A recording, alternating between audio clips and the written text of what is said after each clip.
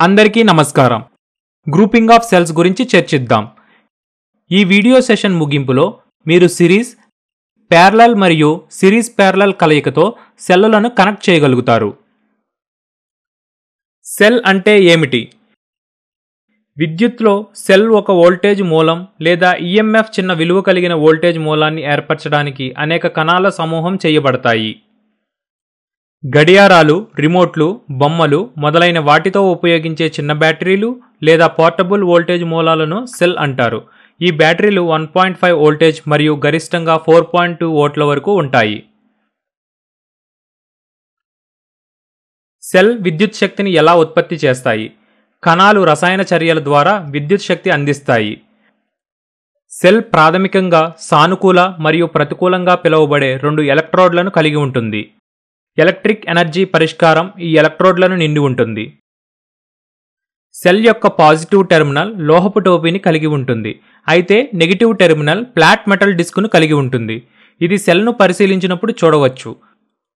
సానుకూల మరియు ప్రతికూల టెర్మినల్స్ విద్యుత్ ఉపకారానికి అనుసంధానించబడినప్పుడు కరెంట్ ప్రవహించడం ప్రారంభమవుతుంది. రసాయనాలు క్రమక్రమేణా ఉపయోగించబడతాయి మరియు సెల్ ఇకపై విద్యుత్ శక్తిని ఉత్పత్తి చేయదు. బ్యాటరీలో ఎన్ని సెల్స్ ఉపయోగిస్తారు? కణాల యొక్క ప్రధాన అనువర్తనాల్లో ఒకటి బ్యాటరీలు. ఇతర అప్లికేషన్లు లీడ్ యాసిడ్ బ్యాటరీలను ఉపయోగించుకుంటాయి. శక్తిని వినియోగించిన తర్వాత ఈ బ్యాటరీలను రీఛార్జ్ చేసుకోవచ్చు. ప్రతి బ్యాటరీ కణాల సమూహంతో రూపొందించబడింది. ప్రతి సెల్ దాని స్వంత ఈఎంఎఫ్ లేదా వోల్టేజ్ మూలాన్ని కలిగి ఉంటుంది మరియు ఇది బ్యాటరీకి కావలసిన వోల్టేజ్ని తీసుకువచ్చే విధంగా అనుసంధానించబడి ఉంటుంది. సెల్స్ దేనితో నిర్మితమయ్యాయి? సెల్స్ రెండు ఎలక్ట్రోడ్లతో రూపొందించబడ్డాయి. ఘన కండక్టర్లు తప్ప మరేమీ లేదు. ఒకటి పాజిటివ్ టెర్మినల్ కోసం, దీనిని యానోడ్ అని కూడా పిలుస్తారు, మరియు మరొకటి ప్రతికూల టెర్మినల్ కోసం, అవి క్యాథోడ్. ఛార్జీలు ఈ ఎలక్ట్రోడ్లను నిల్వ చేయబడతాయి. ఎలక్ట్రోడ్ల మందం ప్రస్తుత రేటింగ్ ద్వారా నిర్ణయించబడుతుంది. ఎలక్ట్రోడ్ల యొక్క మందం ఎక్కువ ఛార్జీలను నిల్వ చేయగలదు మరియు యాంపియర్ రేటింగ్ కూడా తదనుగుణంగా పెరుగుతుంది. ఈ రెండు ఎలక్ట్రోడ్లు ఎలక్ట్రోలైట్ అనే ద్రవంలో మునిగిపోతాయి.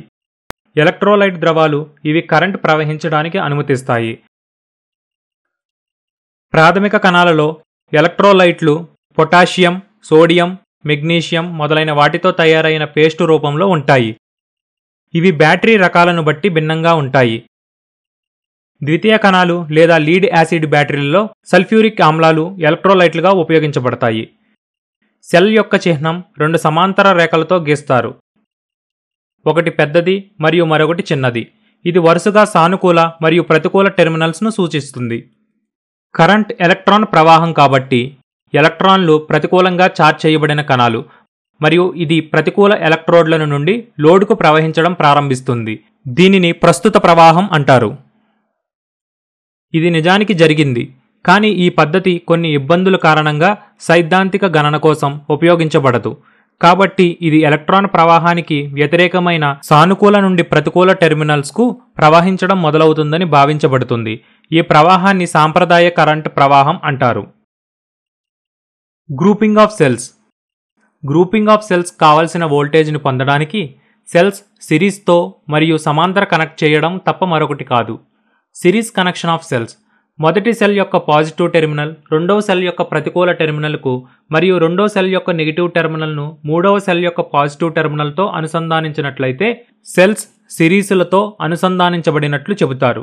ప్రతి సెల్ ద్వారా అదే కరెంట్ ప్రవహిస్తుంది, అయితే వోల్టేజ్లు సంకలితం. సిరీస్ సర్క్యూట్లో కరెంట్ అలాగే ఉంటుందని మరియు వోల్టేజ్ విలువ సర్క్యూట్ అంతటా సంకలితం అని ఎల్లప్పుడూ గుర్తుంచుకోండి.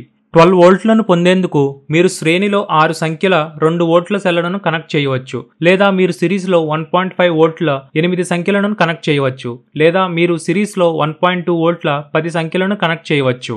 12 వోల్ట్ లేదా యాసిడ్ బ్యాటరీలతో సాధారణంగా 6 సంఖ్యలో 2 వోల్ట్ల సెల్ సిరీస్లతో అనుసంధానించబడి ఉంటాయి. 24 వోల్ట్ల బ్యాటరీ కోసం 8 సంఖ్యల 3 వోల్ట్ సెల్లను సిరీస్తో కనెక్ట్ చేయబడతాయి, లేదా మీరు 2 వోల్ట్తో 12 సంఖ్యల సెల్తో సిరీస్ని ఉపయోగించుకోవచ్చు. సిరీస్ కనెక్షన్లోని ఏదైనా సెల్లు రివర్స్ చేయబడితే లేదా ధ్రువణత రివర్స్ చేయబడితే నిర్దిష్ట సెల్లోని కరెంట్ వ్యతిరేక దిశలో ప్రవహించడం ప్రారంభిస్తుంది, మొత్తం వోల్టేజ్ను తగ్గిస్తుంది. 3 కణాలు V1, V2 మరియు V3 సిరీస్లో అనుసంధానించబడి ఉన్నాయని మరియు ప్రతి ఒక్కటి 2 వోల్ట్ల వోల్టేజ్ని కలిగి ఉన్నాయని ఊహించండి. కాబట్టి అవుట్పుట్ వోల్టేజ్ 6 వోల్ట్లు ఉంటుంది. సెల్ V3 టెర్మినల్స్ రివర్స్ చేయబడితే కరెంట్ ఫ్లో రివర్స్ అవుతుంది. కాబట్టి మొత్తం వోల్టేజ్ నుండి V3కి సంబంధించిన 2 వోల్ట్లు తగ్గుతాయి మరియు అవుట్పుట్ వోల్టేజ్ 4 అవుతుంది. కరెంట్ ప్రవర్తన గురించి చర్చిద్దాం. కరెంట్లోకి ప్రవేశించే ముందు అంతర్గత ప్రతిఘటన గురించి మనం తెలుసుకోవాలి. అంతర్గత ప్రతిఘటన అంటే ఏమిటి? ప్రస్తుత ప్రవాహాన్ని వ్యతిరేకించే మరియు వోల్టేజ్ డ్రాప్కు కారణమయ్యే కండక్టర్ల యొక్క ఆస్తి నిరోధకత అని మనకిప్పటికే తెలుసు. అంతర్గత నిరోధం అనేది సెల్ యొక్క వోల్టేజ్ మూలంలో సంభవించే ప్రతిఘటన. మనం ఇంతకుముందు చర్చించినట్లుగా కణాలు ఎలక్ట్రోడ్లతో రూపొందించబడ్డాయి. ఈ ఎలక్ట్రోడ్లు నిరోధకతను కలిగి ఉంటాయి. సెల్లోని ఎలక్ట్రోడ్ల ద్వారా లోడ్ కరెంటు ప్రవహిస్తుంది. కాబట్టి ఈ నిరోధకతను కూడా పరిగణలోకి తీసుకోబడుతుంది. చెప్పాలంటే బ్యాటరీ లేదా సెల్లో ఉన్న ఎలక్ట్రోడ్లు మరియు ఎలక్ట్రోలైట్ కారణంగా సర్క్యూట్ వచ్చినప్పుడు కరెంటు ప్రవాహానికి నిరోధం. అందుకే సెల్ ఎల్లప్పుడూ సిరీస్ రెసిస్టెన్స్తో వోల్టేజ్ సోర్స్గా సూచించబడుతుంది.